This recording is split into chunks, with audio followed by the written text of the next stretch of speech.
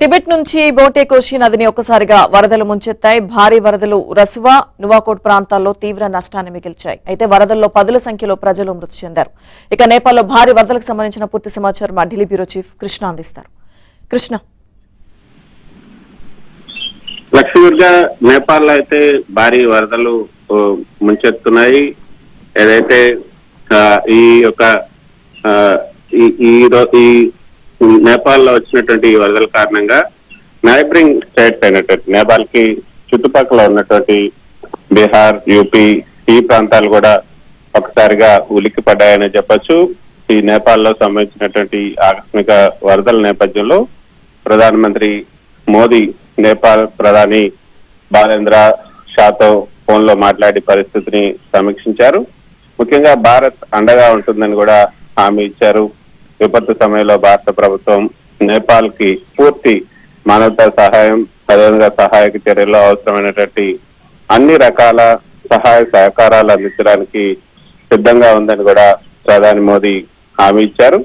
ఈ వరదల కారణంగా ప్రాణాలు కోల్పోయినటువంటి మృతుల కుటుంబాలకు కూడా ప్రధాని మోదీ ప్రగాఢ సంతాపాన్ని తెలియజేశారు.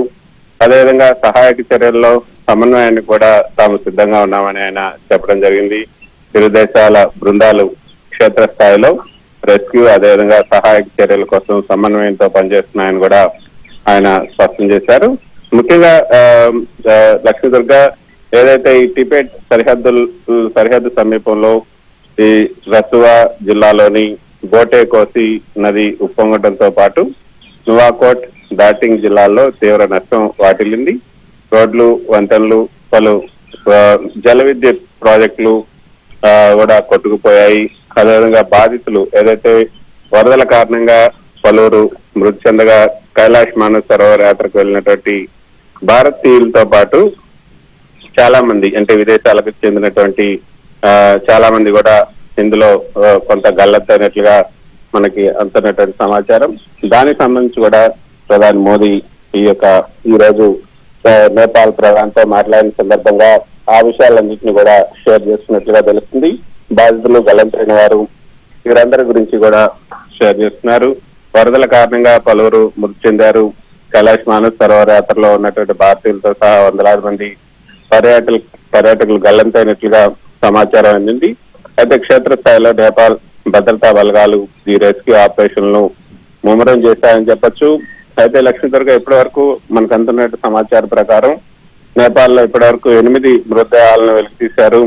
ఇంకా పలువురు మృతి చెంది ఉండొచ్చని కూడా అధికారులు భావిస్తున్నారు. టిబెట్ సరిహద్దు ప్రాంతం అయినటువంటి గైరోంగ్ పోర్ట్ వద్ద తీవ్ర నష్టం అయితే వాటిల్లింది. మొత్తం 334 మంది యాత్రికులు, ఈ పర్యాటకులు గల్లంతయ్యారు. వీరిలో 105 మంది భారతీయులు ఉన్నారు, 37 మంది ఎన్ఆర్ఐలు కూడా ఉన్నారు. గల్లంతైన వారిలో ఎక్కువ మంది కైలాష్ మానస్ సరోవర్ యాత్రకు వెళ్ళినటువంటి భక్తులనే చెప్పొచ్చు. మిగిలిన వారిలో అమెరికా, బ్రిటన్, ఆస్ట్రేలియా, మలేషియా ఈ దేశాలకు చెందినటువంటి పర్యాటకులు 291 మంది విదేశీయులు ఉన్నారు. 93 మంది నేపాల్ పౌరులు కూడా ఉన్నారు.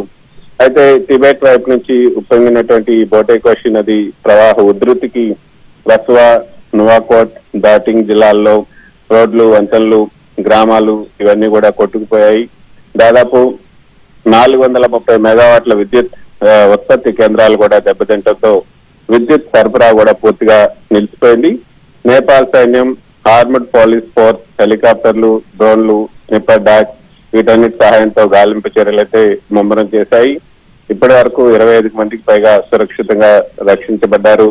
నేపాల్ టూరిజం బోర్డ్ ఈ పర్యాటకుల సమాచారం కోసం అత్యవసర నెంబర్లను, హెల్ప్ లైన్ నెంబర్లను కూడా అందుబాటులోకి తీసుకొచ్చింది. Toll free number 1234, hot line 1144, అదేవిధంగా టూరిస్ట్ పోలీస్ నెంబర్లను కూడా ఇవ్వడం జరిగింది. భారత ప్రధాని మోదీ హామీ మేరకు భారత బృందాలు, రాయబార కార్యాలయం నేపాల్ అధికారులతో నిరంతరం సమన్వయం చేసుకుంటూ సహాయ సామాగ్రి, అదేవిధంగా రెస్క్యూ సాయం అందించేందుకు సిద్ధమవుతున్నాయి. సరిహద్దు రాష్ట్రమైనటువంటి బీహార్ లో కూడా అధికారులు అప్రమత్తమయ్యారని చెప్పొచ్చు. మొత్తానికైతే ఇది కొంత పెద్ద ఉపద్రవం లాంటిదని మనం చెప్పొచ్చు. సో మొత్తానికి దీని నుంచి ఎలా బయటపడాలన్న దానిపైన ఇరు దేశాలు కూడా నేపాల్, భారత్ అయితే ఇంకా సంయుక్తంగా ఆలోచిస్తున్నాయి. నేపాల్ వరదలతో బీహార్ ప్రభుత్వం కూడా ఒకసారిగా అలర్ట్ అయింది. బీహార్ సీఎం సమ్రాట్ చౌదరి అధ్యక్షతన ఒక అత్యవసర సమావేశాన్ని కూడా ఏర్పాటు చేశారు.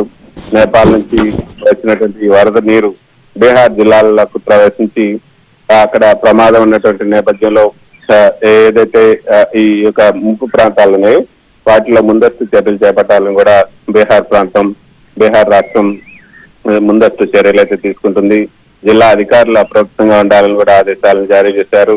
డ్యాంలు కరకట్టలపైన 24 గంటలు నిఘా పెట్టాలని కూడా ఆదేశించారు. రాత్రి వేళల్లో పెట్రోలింగ్ ఆదేశాలు, అదేవిధంగా లోతట్టు ప్రాంతాల్లో లౌడ్ స్పీకర్లతో హెచ్చరికలు జారీ చేయాలని ఆదేశించారు.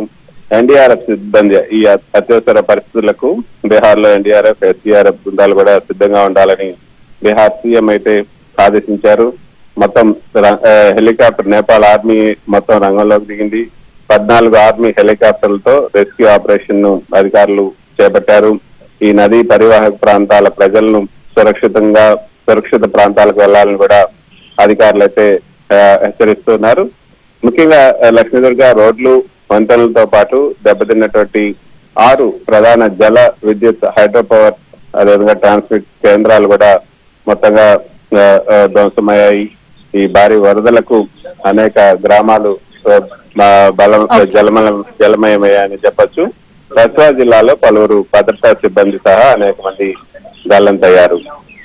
లక్ష్మీదుర్గ.